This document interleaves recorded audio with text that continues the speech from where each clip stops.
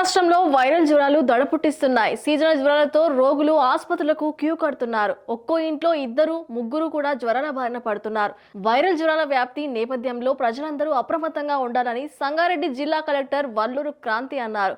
Voice over Sangareddy జిల్లా ఆందోళ్ మండలం జోగిపేట పట్టణంలోని ఏరియా ప్రభుత్వ ఆసుపత్రిని మంగళవారం జిల్లా కలెక్టర్ వల్లూరు క్రాంతి ఆకస్మిక తనిఖీ చేశారు. ఈ తనిఖీలో భాగంగా ఆసుపత్రిలోని ప్రతి వార్డులో తిరుగుతూ పేషెంట్లకు అందుతున్న సేవలపై అడిగి తెలుసుకున్నారు.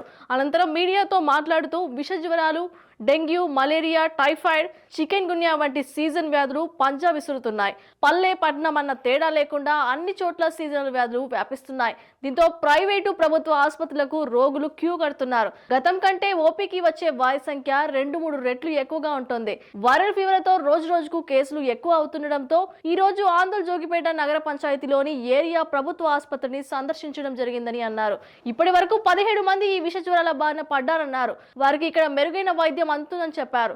ప్రతిరోజు డ్రై డే కార్యక్రమాన్ని నిర్వహించాలని, వైరల్ జ్వరాల బారిన పడకుండా ఉండేందుకు పరిసర ప్రాంతాలను పరిశుభ్రంగా ఉంచుకోవాలని ఆమె ప్రజలకు సూచించారు.